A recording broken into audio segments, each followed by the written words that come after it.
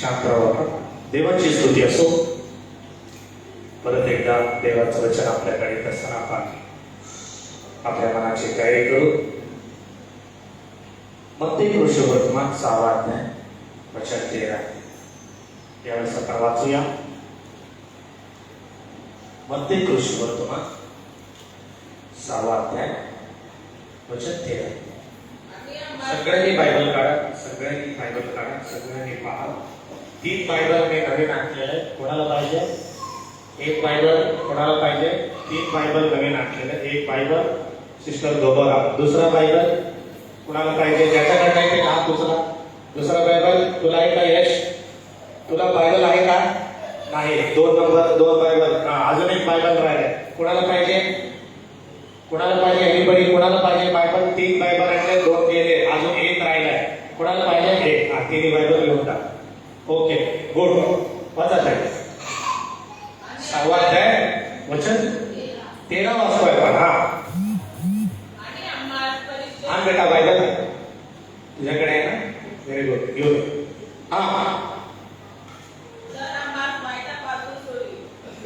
किती वाजताय? 13. तू आम्हाला मत्ती पुरुषवर्तमान 6 अध्याय वचन 13.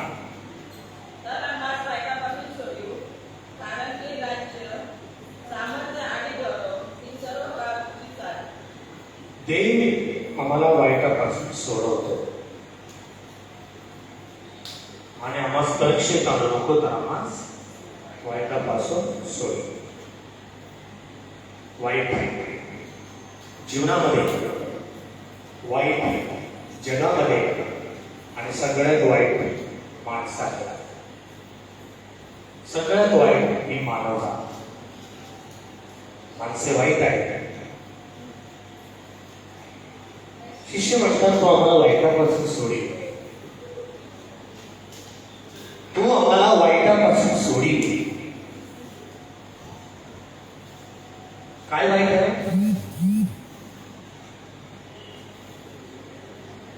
विचार वाईट आहे, डोळे वाईट आहे, विचार वाईट आहे, हमारी आंख, आमचे डोळे वाईट आहे. या सर्वांपासून सोडी होतो. सोडी व्हा. तेच 6 अध्याय वचन 22. डोळा शरीराचा दिवा आहे. डोळा शरीराचा दिवा. दिवा म्हणजे लाईट. या मंदिराला दिवा 1 2 3 4 5 6 7 किती दिवे? तसा आमचा शरीराला दिवा डोळा. दिवा म्हणजे लाईट, प्रकाश. आमचा शरीराचा दिवा डोळा आहे. याच तो तुझा डोळा निर्दोष असला, तुझे संपूर्ण शरीरामध्ये लाईट आहे, प्रकाश आहे. तुझे डोळे निर्दोष, निर्दोष पाहिजे डोळे. डोळे कसं पाहिजे? निर्दोष. तुझे डोळे निर्दोष असले तर तुझं संपूर्ण शरीर लाईट लागलेले आहे, प्रकाश आहे. पण तुझा डोळा सदोष असला, तुझे संपूर्ण शरीर अंधार आहे, अंधार आहे. एक हवा, तिचे डोळे बघा, तिचं संपूर्ण शरीर अंधकारमय झालं. ती बघितली फळाला, फळाला बघितली हवी, तिचं संपूर्ण शरीर अंधकारमय झालं. बघितली, मग काय झालं? तिचं संपूर्ण शरीर अंधकारमय झालं. आदम आणि हवा, त्यांचं जीवन बदललं. त्यांचं आत्मिक जीवन बदलून गेलं. दहीघात त्यांच्या जीवनामध्ये आली. संपूर्ण शरीर त्यांचं बदललं, अंधकारमय झालं.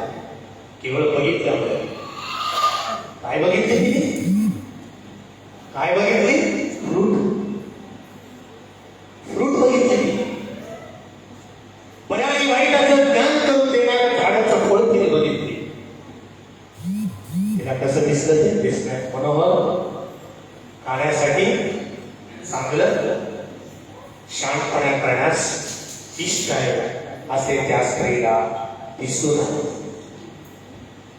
आलं तिला. त्या फळाकडे तिने बघितलं, तिला दिसून आलं, तिला खाऊ वाटलं. तिचं शरीर, तिचं जीवन अंधकारमय झाल्याचं बायबल सांगतं. त्यांना एदेन बागेतच घालून दिलं. जीवन अंधकार बनला, जीवन शून्य बनला. केवळ डोळ्यामुळे, केवळ डोळे प्रिय. म्हणून हे डोळे वाढले, या डोळ्यांना मी जपलं पाहिजे, या डोळ्यांना मी सांभाळलं पाहिजे, या डोळ्याने आम्ही ख्रिस्त पाहिला पाहिजे, या डोळ्याने आम्ही प्रभूला पाहिलं पाहिजे. हे डोळे आम्हाला वाईटाकडे नेतात का? वाईट आम्हाला वाईटाकडे. म्हणून लक्षात घ्या, हे शरीर, हे अवयव देवाला समर्पित करा. शांतीचं जीवन निघून गेलं केवळ बघितल्यामुळे, केवळ बघितल्यामुळे. म्हणून ख्रिस्त म्हणतो, जो कोणी एखाद्या स्त्रीकडे कामेच्छेने बघतो, बघितलं की बेबीचं रिलेशनशिप, बघितलं की रिलेशन, आधी केलं की रिलेशन. जुना काळात केलं तरच रिलेशन, आता बघितलं तरच रिलेशन. हे ख्रिस्त सांगतो. नियम बदलला ख्रिस्ताने. जो कोणी एखाद्या स्त्रीकडे कामेच्छेने पाहतो त्याने तिच्याशी व्यभिचार केलाच आहे. पाहिलं तर व्यभिचार, आधी केला तर व्यभिचार, आता पाहिलं तर व्यभिचार. काय केलं दावीदाने? दावीदाने काय केलं? पाहिला आधी, आधी पाहिला, गच्चीवर गेला, आधी पाहिला, आधी पाहिला नाही. पाहून गप्प बसला का? पाहून शांत राहिला का? पाहून झोपी गेला का? नको मला, मी नको, सॉरी डॅडी, हे पिता मुझे क्षमा करे, हे प्रभू तुम्हाला क्षमा कर, मी जे बोलत आहे ते बघितलं. अशी प्रार्थना केली का? अशी प्रार्थना केली का? नाही, नाही केली. पाहिला, पाहिला, बघितला, बघितल्यानंतर सैनिकाला बोलावला आणि घेऊन ये. सैनिकाला बघितलं, सांगितलं आणि घेऊन ये म्हटला. जीवन शून्य बनलं दावीदाचं. देवाच्या वतीने युद्ध करणारा दावीद केवळ बघितल्यामुळे म्हटला ते आत्ताच गायला ना, नाचूंगा और गाऊंगा मैं. खूप पगला बन गया, पागल झाला तो. असल में पागल. कोण? देव. देव विसरला. देव म्हटलं, देव जे आहे, जे देवाची जी शक्ती आहे त्या शक्तीला विसरला केवळ बघितल्यामुळे. म्हणून देव म्हणतो, येशू, हे सगळं येशू म्हणते. सगळं डोंगरावरला प्रवचन आहे. तुम्ही वाचा, 6वा अध्याय तुम्ही वाचा, सगळं डोंगरावरला प्रवचन आहे. सगळ्यात भारी प्रवचन प्रभू येशू ख्रिस्ताचं डोंगरावरील प्रवचन. 6वा अध्याय, 7वा अध्याय, 8वा अध्याय, 9वा अध्याय, 10वा अध्याय, सगळे वचन पटापट वाचून काढा. डोंगरावरील प्रवचन. हेच प्रवचन महात्मा गांधींना आवडलेलं आहे. हेच प्रवचन गांधीजींना आवडलेलं आहे.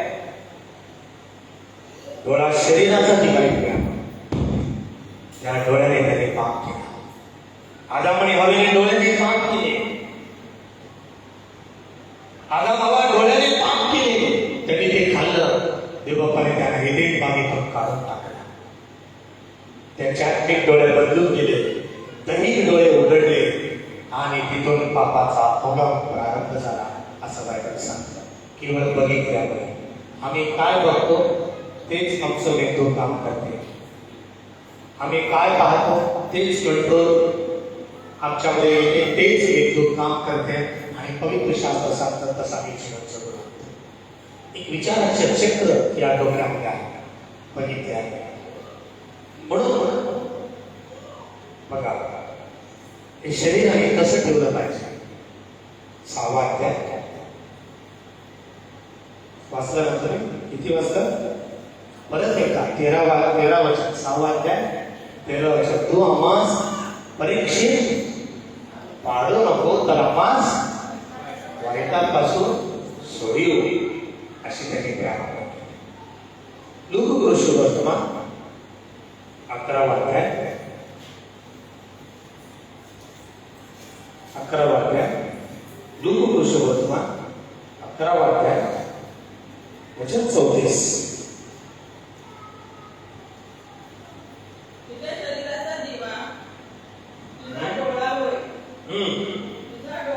तुझा शरीराचा दिवा तुझा डोळा होय. तुझा डोळा निर्दोष असला तर तुझे सर्व शरीर प्रकाशमय असते. सदोष असला तर तुझे शरीरही अंधकारमय असते. म्हणून तुझ्यामधील प्रकाश अंधार तर नाही ना, हे पहा. हे पहा, आम्ही पाहिलं पाहिजे. माझं शरीर अंधार आहे का प्रकाश आहे? माझे शरीर, माझ्या शरीरात अंधार आहे का प्रकाश आहे? हे मी पाहिलं पाहिजे. एक दुःख, एक कष्ट, एक वेदना आदाम आणि हव्वाच्या जीवनामध्ये प्रवेश करण्याचं कारण त्यांनी बघितलं. कष्ट, भूमीला शाप, प्रसूती वेदना सुरू झाल्या बाईला. सगळं कष्ट बाईला सुरू झालं त्या दिवसांपासून. तुझे क्लेश मी बहुगुणित करीत म्हणतो देव. अर्धच फळ खाल्लं स्त्रीने. तुझे क्लेश मी बहुगुणित करीत म्हणतो देव एका स्त्रीला. तू हे काय केलं? सर्पाने मला बोलायला घातली, प्रभू सांगत नाही. तुला सांगितलं होतं आधी. सर्प सांगितलं नाही तुला, मी सांगितलं होतं ना तुला आधी. तू हे काय केलं म्हणतो देव एका स्त्रीला. सर्पाने मला बोलायला घातले. ठीक आहे, तुझे क्लेश मी बहुगुणित करेन. तुझे क्लेश मी बहुगुणित करेन. तू क्लेशाने लेकर, परंतु मी क्लेशानेच प्रसव लागता लेकर. का माझी डिलिव्हरी खूप चांगली झाली असं आहे का तुमच्यापैकी? तू क्लेशाने लेकर प्रसवशील. तुला 2 आहेत का? तुला 1 आहे का? तुला 3 आहेत का? तुला 6 आहेत का? तुला क्लेश आहे. तू क्लेशाने लेकर प्रसवशील. अजून तुझे दुःख बहुगुणित होती, तरी तुझा ओढा नवऱ्याकडे नाही, तो तुझ्यावर स्वामित्व चालेल. तो हॉस्पिटलमध्ये भरती करण्यात येते, तरी नवऱ्याकडे लक्ष असते. माझा नवरा नाश्ता केला का? माझा नवरा जेवला का? माझा नवरा कुठे गेले? तुझा त्रास तुला आहे, तरी तुझा ओढा नवऱ्याकडे राहील, तो तुझ्यावर स्वामित्व चालले. कशामुळे? बघितलं नाही. बघणं पाप आहे का? बघणं पाप आहे. बघणं पाप आहे. हो, बघणं पाप आहे. म्हणून लक्षात घ्या, देव काय म्हणाले? अश्लीलता बघण्यामध्ये बांगलादेश 3रा क्रमांक आहे. किती? 3 नंबर, पास. शाळेमध्ये प्रथम क्रमांकानंतर पहिला नंबर पास, दुसरा नंबर वावा, तिसरा 3च नंबर असायचे. 3च नंबर असायचे. पाप करण्यामध्ये, अश्लीलतामध्ये आमचा इंडिया, प्रे फॉर इंडिया किती? 3ऱ्या क्रमांकावरती आहे. अश्लीलतेमध्ये वर्षाला 700 लाख कोट, किती? 700 लाख करोड, 700 लाख कोट रुपये जमतात भारत देशाला. अश्लीलता. शिल्पा शेट्टीचा नवरा कोण आहे? कुंद्रा. काय करा? कुंद्रा आहे का उंदीर आहे? कुंद्रा आहे तू, कुंद्रा आहे तू, कुंद्रा आहे तू, उंदीर आहेस तू. काय केलंय? पेपर वाचता का नाही तुम्ही? पेपर वाचा रोज. काय केलंय या उंदराने? काय केलं? अश्लील पॉर्न व्हिडिओ, अश्लीलता, शिल्पाला माझा नाव आहे, तुला काय, तुला पैसा येते घरी बसते. विचार ना त्याला एकदा, कान पकड त्याला, विचार त्याला, हात तू घोड त्याला. अधिकार आहे तुला, तुझा नवरा काय करते तुला अधिकार आहे त्याच्यावरती. मारू नको पण घोड त्याला, सांग, विचार त्याला काय करतो, एवढा पैसा कुठं आणतोय, विचार त्याला. पॉर्न पिक्चर बनवलाय त्यासाठी खटला चालू आहे भारत सरकार. तिसऱ्या क्रमांकावरती आहे, तिसरा क्रमांक पाहण्यामध्ये, बघण्यामध्ये फक्त. करणं लांब राहिला अजून, आधी बघू दे लोकांना, नंतर आपोआप करतो असं तो म्हणतो. अभी दिखाएंगे पिक्चर, बात वो लोग करेंगे. प्रिय नो, हे बघणं म्हणून ख्रिस्त म्हणतो तुझा डोळा निर्दोष पाहिजे, आमचा डोळा निर्दोष पाहिजे. आमचा डोळा सदोष असला तर शरीर अंधकार पाहिजे. आदाम आणि हवा यांचं शरीर अंधकार पाहिजे, त्यांचं जीवन अंधकार पाहिजे. एवढा इस्करियोतचं जीवन अंधकार नाही बघितलं, ख्रिस्ताला बघितलं नाही, ख्रिस्ताचे चमत्कार त्याने बघितले नाही. फक्त जो कोणी पैसा टाकतो त्याच्याकडे डबी होती, तो पैसा तो वाढायचा. कोण? एवढा इस्करियोत. कसं केलं होते? चांगलं मरण आलं का त्याला? फाशी घेतली, चांगलं मरण आलं का? बरोबर मधी पडला, मंदिरामध्येच घेतला फाशी, मंदिरामध्येच घेतला, बरोबर खाली पडला. खाली पडल्यामुळे त्याचे पोट मधीच फुटलं, त्याचं पोट मधीच फुटली, त्याची सर्व आतडे बाहेर पडली. किती गोड मरण आहे ना, त्याची सर्व आतडे बाहेर पडली. किती गोड मरण एवढं इस्करियोतचं. हे सगळं बायबलमध्ये आहे, हे सगळं पवित्र शास्त्रामध्ये देवाने लिहून ठेवलेलं आहे. तो मरण केला. किती रुपये? 30 रुपये पाहिजे. 30 रुपयासाठी प्रभू येशू ख्रिस्ताला त्याने विकून. किती गोड मरण आहे त्याला. बघितला ना, फक्त बघितला. ते 30 रुपये खर्च पण केले नाही. कधी काही कपडे घेतले का, कधी काही घर बांधलं का, आपल्या कुटुंबाला दिलं तर काय दिलं नाही. खर्च करण्या अगोदर त्याला करावं लागतं. त्याचं कारण का? पवित्र शास्त्र सांगतं त्याने बघितला, त्याने बघितलं प्रेम. म्हणून आमचं जीवन, आमचं पवित्र जीवन अबाधित राहिलं पाहिजे, देवासाठी राहिलं पाहिजे. हे डोळे देवाला बघायला पाहिजे, हे डोळे त्याच्यासाठी समर्पित पाहिजे. या डोळ्याला आव्हान करा. काय म्हणतो बघा योग काय म्हणतो? एक वचन लक्षात येते यावेळेला. योग वचन 31, योग वचन 31 1 पासून. वचन 31 योगाचा ग्रंथ, हा अध्याय 31 वचन 1. अध्याय 31 वचन 1. अध्याय 31 वचन 1. हा वाचा. योग स्वतःच्या प्रामाणिकपणाचे समर्थन. किती प्रामाणिक आहे की कुठल्या बाबतीत? पैशाच्या बाबतीत का? स्वतःच्या जीवन चरित्राच्या बाबतीत. कुठं करार केलंय? अग्रीमेंट कोणाला करतो? डोळ्याला अग्रीमेंट. करार म्हणजे अग्रीमेंट. घराला नव्हे, वस्तूंना नव्हे, सोन्याला नव्हे. अग्रीमेंट आता डोळ्याशी करायची वेळ आली आहे. अग्रीमेंट डोळ्याला.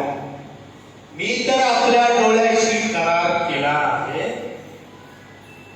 आता काही पुढे, मी कोणा कुमारीवर नजर कशी जाऊ दे. असं कसं बघू मी एखाद्या मुलीला? मला पण 3 मुली आहेत ना, मी कसं बघू एखाद्या मुलीला? करार करतो म्हणे या डोळ्यात. अग्रीमेंट केले तुझ्याशी, तो बघायचा नाही कोणा. किती?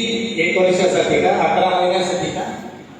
6 महिन्यासाठी का? 5 वर्षापर्यंत करार राखून डोळ्यात. मी तर आपल्या डोळ्याशी करार केला आहे. मी कोणा कुमारीवर नजर कशी जाऊ देऊ. सगळ्या कुमारे, किती कुमारे? किती लेडीज, किती माणसं, बाबा बाबा किती बायका, किती लेडीज, किती मुली बाजारात जावा दिसते, ट्रेनमध्ये जावा दिसते तुम्हाला, विद्यापीठमध्ये जावा दिसते तुम्हाला, कुठेही जावा त्यांची संख्या जास्त आहे. कुठेही जा. आता आपल्याकडे किती जण येतात पुरुष बघा किती संख्या जास्त. पण योग म्हणतो मी आपल्या डोळ्याशी करार अग्रीमेंट केलाय, मी कोणा कुमारीवर आपली नजर कशी जाऊ देऊ. वचन दोन खूप महत्वाचं. वरून देवाकडून काय वाट्यास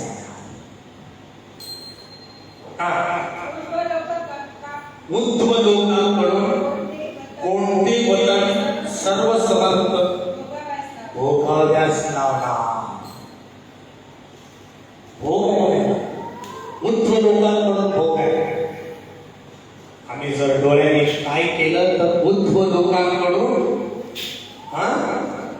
उद्धव लोकांकडून कोणते वचन सर्व समर्थ भोगाव्यास लावणार. दुष्टास विपत्ती व दुष्टाचा सनार्थ प्राप्त होत नाही काय. माझे सर्व मार्ग तो पाहत नाही काय. माझी सर्व पावले तो गणित नाही काय. बघा आपले सर्व पावले तो गणित करतो म्हणे किती आम्ही चाललो. म्हणून तो म्हणतो आपल्या डोळ्याशी मी करार केला, मी करार करतो. म्हणून प्रियानो त्याचं शरीर प्रकाशमय बनलं. कोणाचा? योगाचा. प्रकाशमय झालं त्याचं जीवन. त्याचं जीवन प्रकाशमय बनलं. योगाचं जीवन. त्याच्यासारखा भूतलावरती कोणीच नव्हता. कुठलं नव्हता? ऊस देशात गावात नव्हे, वस्तीत नव्हे, महाराष्ट्र राज्यात नव्हे, प्रांतात नव्हे. आंध्र प्रदेश किती विभाजन आहे? महाराष्ट्र आहे, आंध्र प्रदेश, कर्नाटक, उत्तर प्रदेश, मध्य प्रदेश, पूर्ण भारत देश खूप मोठा. देशात नव्हतो आणि त्याच्यासारखा देशात त्याच्यासारखा नव्हता म्हणे. देशामध्ये एक राष्ट्र नव्हे, एक प्रांत नव्हे, एक खेड नव्हे, एक राष्ट्र नव्हे, एक काय म्हणते त्याला, एक गाव नव्हे, संपूर्ण ऊस देशात त्याच्यासारखा नव्हता. किती आमच्या देशाची लोकसंख्या? भारत देशाची किती करोड असेल? 130 ते 135 करोड लोकांमध्ये त्याच्यासारखा कोणीच नव्हता. एकटाच योग चांगला होता. त्याचं जीवन चांगलं बनलं प्रिया. त्याचं जीवन व्यवस्थित बनलं प्रिया. त्याचं जीवन चांगलं होतं प्रिया. हे देव मला दाखवतो काय. म्हणून तो म्हणतो मी तर आपल्या डोळ्याशी करार केला आहे. म्हणून ख्रिस्ताला सैतानाला कुठे नेलं? मंदिराच्या शिरोमध्ये उंच डोंगरावर नेलं. उंचच्या उंच टॉपला नेलं त्याने. टॉपला काय दाखवलं? जगातील राज्य एका क्षणात दाखवले. डोळे ओळखण्याचा प्रयत्न केला सैतान. ख्रिस्त काय म्हणतो? हे सगळं मला दिलं, याचं वैभव माझ्या हातामध्ये. पाहिजे त्याला मी देतो. तू काय कर, मला काय कर, नमन कर माझ्या पायाला. आणि ख्रिस्त म्हणतो सैतानाकडे चालला. पडला नाही येशू पडला नाही. काय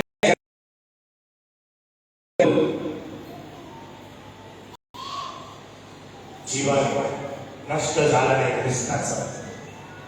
ख्रिस्ताचं जीवन जर नष्ट झालं असता, आमचं जीवन नष्ट झालं असतं. ख्रिस्ताचं जीवन जर नष्ट झालं असता, आम्ही सगळे पटापट नरकामध्ये घेतले गेलो असतो. आम्हाला जीवन मिळालं नसतं. म्हणून ख्रिस्ताचं म्हणून तो म्हणतो मी जगाचा प्रकाश आहे. मी जगाचा प्रकाश आहे. मी जगाचा प्रकाश आहे. दुसरे शमूएल 11 वचन 2. दुसरे शमुएल 11 अध्याय वचन 2. दुसरे शमुएल 11 अध्याय वचन 2. संध्याकाळच्या समयी दावीद खंडावर उठून मंदिराच्या गच्चीवर जाऊन फिरू लागला. कुठं फिरू लागला? अलंगावर लोटला, गच्चीवर गेला, फिरू लागला. तेव्हा एक स्त्री स्नान करीताना त्याने तेथून पाहिलं. बस त्याने तेथून पाहिलं. ती बत्शेबा होती. ती बत्शेबा होती. ती खूप सुंदर होती. ती खूप भगवान होती. ती स्नान करत होती. त्याने तेथून पाहिलं. ती स्त्री दिसायला फार सुंदर होती. मग दावीदाने साखर पाठवून त्या स्त्रीविषयी विचारपूस केली. आधी चौकशी, आधी एन्क्वायरी. किती जण आहेत घरात? लेकरं किती आहेत? कोण कोण असते घरात? कधी एकटी असते, कधी जाता येईल. नाही तिला घेऊन ये. शेवटी का निर्णयापर्यंत आला, तिलाच घेऊन ये.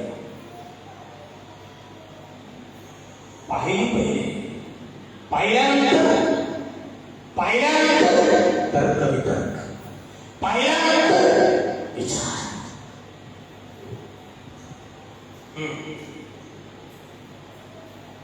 तेव्हा कोणी म्हटले की ती अय्यामाची कन्या उरियाची तुझ्या सैन्यात काम करतो ना, बत्शेबा आहे ना.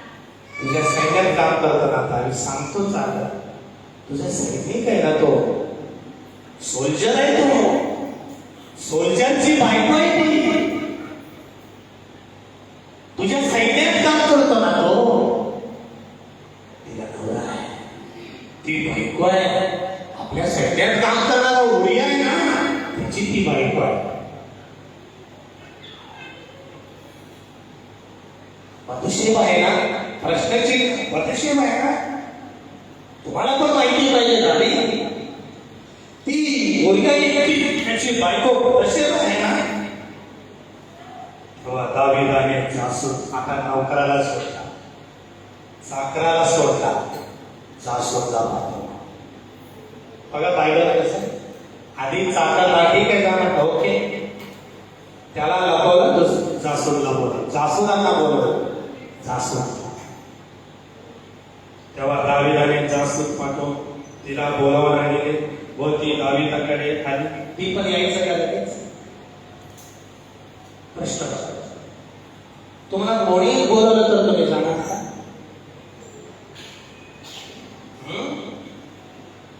पॉइंट. तुम्ही रूपवान आहात, तुम्ही सुंदर आहात, तुम्ही चांगले आहात. कोणी बोलवलं तर कशी काय झाली? तुला लाज नाही, तुला अक्कल नाही, तुला बुद्धी नाही, तुला देवाने शहाणपण दिलं नाही. दावी बोलवला नाही. तू बी कम नाही, तू पण कमी नाही पाहिजे. लगेच बोलवल्या संधी साधून घेतली. नो दावी नाही, माझ्याकडे यायचं अजिबात, माझ्याकडे यायचं. जिथे येतो तिथे काय मजा होते दावीदाची यायची. वरडा तुम्ही बघा काय मजा नाही त्याची यायची. काहीच बोलले नाही, काहीच बोलत नाही. येते पवित्र शास्त्र सांगतात. पुढे वाचा. पुढे कुठे थांबला होता तुम्ही? तेव्हा दावीदाने जासूस पाठवले, तिला बोलून आणले व ती दावीदाकडे आली. आणि दावीदाने तिची प्रसंग केला. ती आपल्या असुदेपासून शुद्ध झाली होती. मग ती आपल्या घरी गेली. नंतर घरी गेली. सगळं काम झाल्यानंतर घरी. आधीच जाणार घरी, आधीच घरी जायचं ना. सगळं काम झाल्यानंतर घरी. काय फायदा, काय उपयोग? हे सगळं तुम्हाला का सांगतो मी? देवाने सांगा म्हणून सांगितलंय मला. त्या स्त्रीला गर्भ राहिला तेव्हा त्याने दावीला सांगून पाठवले, मी गरोदर आहे. वा, क्या गुड न्यूज आहे. दावीदाने योवाबास गर्भ पाठविला की उरिया येती याला मस्करे पाठवून द्या. तेव्हा त्याने त्यास दावीदाकडे पाठवले. उरिया दावीदाकडे आला तेव्हा त्याने त्यास देवावर त्याचे लोक कसे काय आणि युद्ध कसे चालले विचारले. मग दावीद उरियास म्हणाला, आपल्या घरी जा, हात पाय धुवून उरिया राजमंदिरात निघाला व त्याच्या पाठोपाठ राजाकडून त्यास इनाम देणगी देऊन टाकला. पैसे दिला त्याने कुणाला? उरियाने दिला.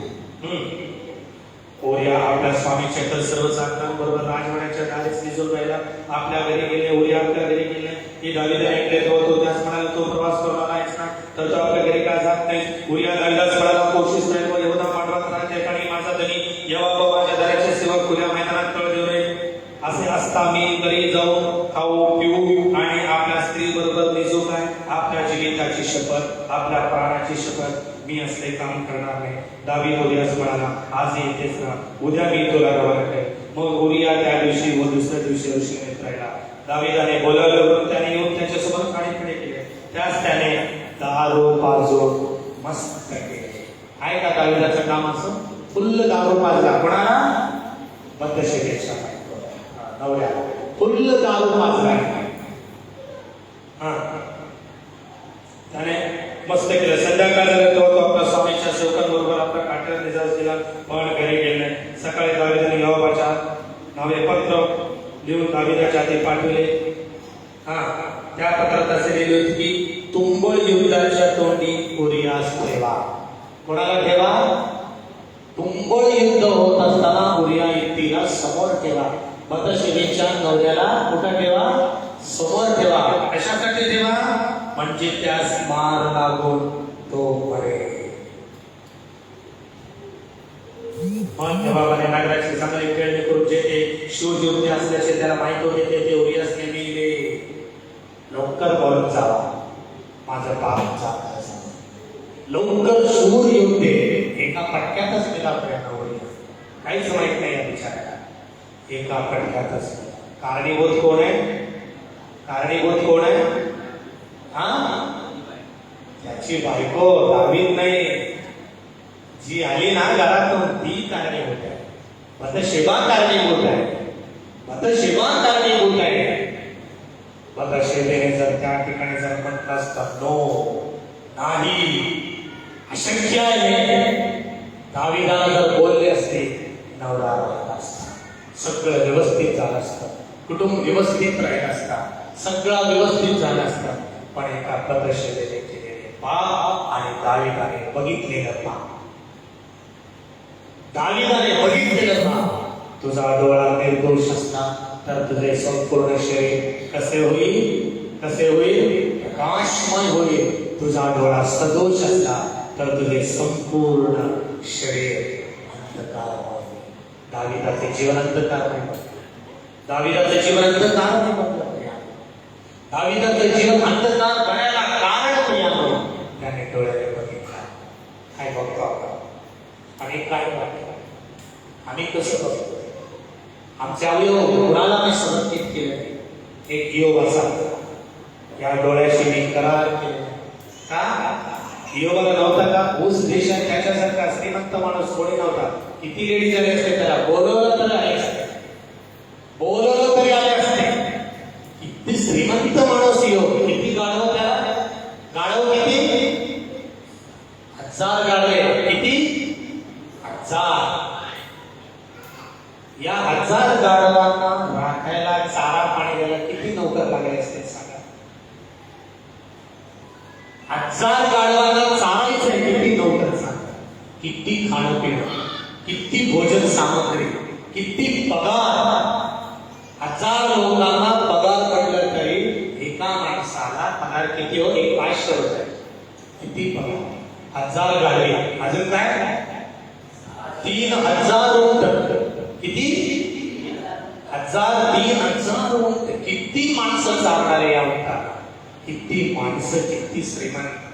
तरी पण तो म्हणतो मी माझ्या डोळ्याशी करार केला. किती लेकर योगाला आपल्या बायकोपासून? किती लेकर? 10. 3 मुली 7 मुलं, 10 अपत्य योगाला आपल्या बायकोपासून. आपल्या बायकोपासून एक कुटुंब करता कसा असावा हे जिवंत उदाहरण योग.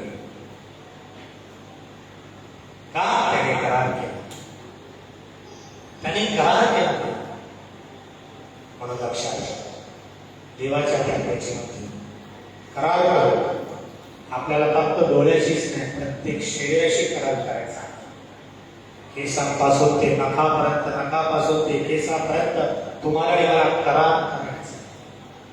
मी असं काय वागणार नाही, मी असं काय करणार नाही, मी असं काय राहणार नाही, मी असं काय जीवन जगणार नाही. प्रभू तुझ्यासाठी समर्पित मी जीवन जगणार, तुझ्यासाठी पवित्र जीवन मी जगणार. तू कसं जीवन जगला तसं मी जीवन जगणार. तसं जीवन जगले 12 शिष्य. ते म्हणतात आम्हाला परीक्षा येते, आम्हाला परीक्षा येते, आम्हाला तू पास व्हायला पाहिजे, तू फेल होऊ नको, तू नापास होऊ नको, तू पास व्हायला पाहिजे. परीक्षा येते आमच्यावरती, परीक्षा प्रसंग आमच्यावरती येतो. तू देवाचा सेवक म्हणून तुझ्यावरती परीक्षा येते. तू पास व्हायला पाहिजे, तू पास व्हायला पाहिजे, तू व्यवस्थित राहायला पाहिजे, तुझं जीवन तू देवाला समर्पित करायला पाहिजे. म्हणून लक्षात घ्या, एक योग चांगला केला तो परीक्षेत माणसा. देव त्याला म्हणतो त्याच्यासारखा भूतलावर कोणी, त्याच्यासारखा भूतलावर कोणी. देव या भूतलावर नसो, आम्ही ज्या ठिकाणी राहतो त्या ठिकाणी तर माझ्यासारखा कोणी नाही म्हणून इतर लोक साक्ष देतो. जिथं मी राहतो एरियामध्ये, जिथं मी राहतो, ज्या ठिकाणी मी राहतो त्या ठिकाणी तर एक माणूस म्हणू दे हा चांगला आहे, बस झालं तरी पुरेसा आहे आमच्यासाठी. हा चांगला आहे, ही चांगली आहे, तो चांगला आहे, तो व्यवस्थित आहे, तो देवामध्ये राहतो, तो प्रार्थनाशील आहे, तो धार्मिक आहे, असा आपल्या विषय म्हणूया. आमचं जीवन धन्य, आमचं जीवन चांगलं आहे, आमचं जीवन व्यवस्थित आहे. म्हणून या 12 शिष्यांनी आपले जीवन देवाला समर्पित केलं. म्हणून ते प्रार्थना करीत सांगतात आम्हाला वाईटापासून सोडी दे, आम्हाला वाईटापासून सोडी प्रभू, वाईट नको, वाईटापासून सोडी म्हणून ते प्रार्थना करतात. 6 अध्याय वचन 13. त्याच्यानंतर 6 अध्याय वचन 13 पासून परत एकदा संपूया. मग ते कृष्णवर्तमान 6 अध्याय 13. आणि आम्हाला सुरक्षित आणून आम्हाला साईटवर सोडून राज्य, सामर्थ्य आणि गौरव ही सर्व काळ देवाची आहे. राज्य त्याचं आहे, सामर्थ्य त्याचं आहे, राज्य, सामर्थ्य, गौरव त्याचा आहे. तुझ्याकडे व्हायला पाहिजे गौरव देवाचा. कारण की राज्य, सामर्थ्य आणि गौरव ही सर्व काळ तुझीच आहे. त्याचीच एक प्रेम आहे सगळं, आणि तो आम्हाला सगळं काही देणार. पण कधी वाईटापासून तू सुटला पाहिजे, वाईट तुझ्यातून जायला पाहिजे, चांगलं तुझ्यात यायला पाहिजे. एक योगाकडे बघा, एक देवाच्या सेवकांकडे तुम्ही बघा, एक अब्रामाकडे तुम्ही बघा. म्हणून लक्षात घ्या, आपलं जीवन देवाला समर्पित करू. या डोळ्यामुळे किती जणांचं जीवन नष्ट झालेलं आहे. पुढच्या वेळेस तुम्ही ऐका, पुढच्या वेळेस तुम्ही या, पुढच्या वेळेस आपण ऐकूया. डोळे बंद करू का?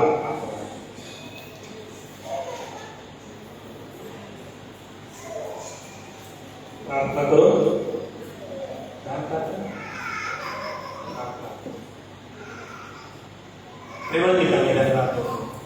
आमच्या जीवनाचं समर्पण करा. तुमच्या कृपेत आमचे डोळे हे अवयव तुम्हाला समर्पित करण्यासाठी आशीर्वादित करा. चांगलं जीवन जगण्यानंतर येशूच्या घरी प्रार्थना करा.